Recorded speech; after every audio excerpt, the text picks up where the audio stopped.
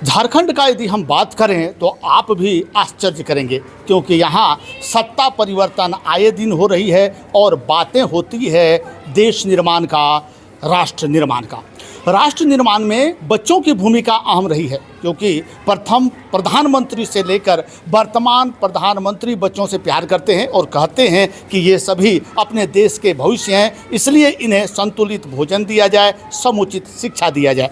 शिक्षा का अधिकार सभी को है, परंतु जब सरकार ही अंधी बहरी गूंगी हो जाए उस समय आप बीती सुनाए किसे। मैं अभी हूँ मैथन में, यहाँ का एक बड़ा विद्यालय है और इस विद्यालय में लगभग 800 की संख्या में बच्चे पढ़ते हैं, जो जानकारी हमें अभी बच्चों से यहाँ मिला है। अभी आप देख रहे हैं हमारे साथ कक्षा 8 की कुछ छात्राएं हैं जो कुछ समय पहले ही सदमे में हैं, परेशानी में हैं, दहशत में हैं। कारण क्या है कि इनके विद्यालय का छत इनके सामने ही आ गिरा और बाल बाज शिक्षिका जो वहाँ पढ़ा रही थी और ये बच्चे बचे। उस समय के बाद से ये लोग लगातार परेशान हैं। इनके प्रधानाध्यापक से जब मैंने बात किया तो इन्होंने भी अपनी आप बीती बताई, परेशानी बताई। चलिए मैं भी सुनाता हूं कि इन्होंने अभी तक क्या प्रयास किया है जिससे कि बच्चे का भविष्य सुरक्षित रह सके। यह बताना इसलिए ज़रूरी है क्योंकि दुर्घटना होने के बाद जगना अमूमन सरकार की नीति रही है, उनकी आदत रही है। झरिया में भी आपने देखा था कि छत के गिरने से, छज्जा के गिरने से एक बच्चे की मृत्यु हो गई थी। क्या हम समय से पहले सजग नहीं हो सकते हैं? यदि नहीं हो सकते हैं तो इसके लिए जिम्मेवार कौन? सर आते हैं हम आपके पास। अभी तक क्या स्थिति रही है आपकी बिल्डिंग की और इसके लिए आपने क्या क्या प्रयास किया? हम तो सर अपने विभाग में जहाँ जहाँ है हम सूचना कर दिए, एप्लीकेशन भी भेज दिए हैं। उस सूचना के अनुसार आज प्रखंड शिक्षा प्रसार पदाधिकारी मेरे स्कूल में आए थे। साथ में जेई जूनियर इंजीनियर को भी लाए हैं, वो भी मापी कर रहे हैं। और साथ में बीआरपी सीआरपी सब कोई आए थे। इसके पहले पत्रकार भी कल परसों दो दिन आए थे। और मेरा प्रयास रहा कि ये जल्द से जल्द स्कूल बन जाना चाहिए, क्योंकि हम बहुत सदमे में हैं। कितने दिनों से आप प्रयास कर रहे हैं, यानी आपको ये एहसास हो गया है कि ये बिल्डिंग रहने के लायक नहीं है, बच्चों को पढ़ाने के लायक नहीं है? ये तो हम देख रहे हैं कि आज से लगभग 1.5-2 साल से ये बिल्डिंग माने रहने लायक नहीं है, तो कोई उपाय भी नहीं, हम कहाँ शिफ्ट करें। तो इसके लिए प्रश्न, जैसे प्रखंड विकास पदाधिकारी जो आपके सीनियर अधिकारी होते हैं, उनसे कभी प्रश्न नहीं किया कि इन बच्चे को मैं कहाँ शिफ्ट करूँ?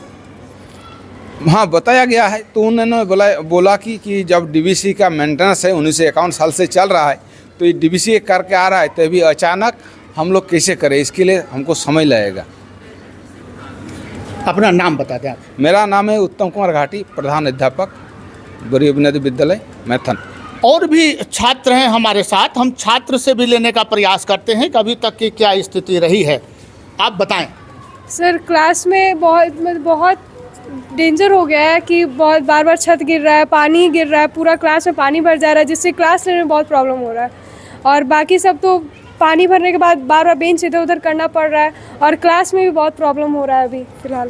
तो इसके लिए जांच में कुछ लोग आए थे क्या गिरने के बाद? पहले तो मान लीजिए पत्राचार होता, गिरने के बाद? सर गिरने के बाद बीओ सर आए थे और डीवीसी से कुछ पदाधिकारी लोग आए थे और देख के गए हैं सब। आप अपने बात रखी थी वहाँ?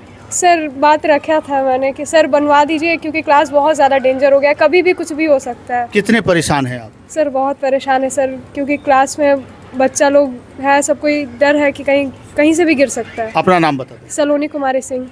ये थी सलोनी जो हमें बता रही थी कि किस तरह से यहाँ के लोग दहशत में हैं, परेशानी में हैं। ये है कक्षा कक्ष जो मैं आपको दिखाने का प्रयास करता हूँ। यहाँ बच्चे पढ़ते हैं, ऐसा नहीं कि ये खाली कमरा है, यहाँ बच्चे पढ़ते हैं और इनके सामने ही वो छत गिरा है। आपने पुराना कहावत सुना होगा कि दो थाने का जहाँ बॉर्डर होता है, यदि वहाँ दुर्घटना होती है तो दोनों थानेदार एक दूसरे पर ठेलते हैं, जिससे परेशानी उस परिवार को होता है जिसका सदस्य वहाँ गिरा पड़ा होता है। वही परिस्थिति कमोबेश यहाँ भी देखने को मिल रहा है। झारखंड सरकार का कहना है कि इस विद्यालय को डीवीसी ने गोद लिया है, मेंटेनेंस करने का काम डीवीसी का है, जबकि डीवीसी हाथ उठा चुकी है। झारखंड सरकार भी इसे अपनाने को तैयार नहीं, यूँ कहें कि अभी तक मरम्मत कार्य नहीं किया है। हालांकि अभी तो नींद खुली है सरकार की, अब यह देखना होगा कि क्या किसी बड़ी दुर्घटना से पहले सरकार जगती है, क्या किसी बड़ी दुर्घटना से पहले यहाँ के बच्चे को समुचित शिक्षा का अधिकार मिलता है या नहीं। आप लोगों के माध्यम से, न्यूज़ के माध्यम से ही ये बातें मेरे संज्ञान में आई हैं और मैं प्रयास कर रही हूँ। डीओ सर से भी मेरी बात हुई है। उन्होंने कहा है कि सेवरल टाइम्स विभाग को इसके बारे में सूचना दे दी गई है, लेकिन अभी कोई पहल नहीं हुई है। मैं पुनः फिर कोशिश करूँगी कि अपने वरीय पदाधिकारी को लेटर लिखकर कि इस पर जल्द से जल्द पहल की जाए ताकि वो इस स्कूल का पुनरुद्धार हो सके।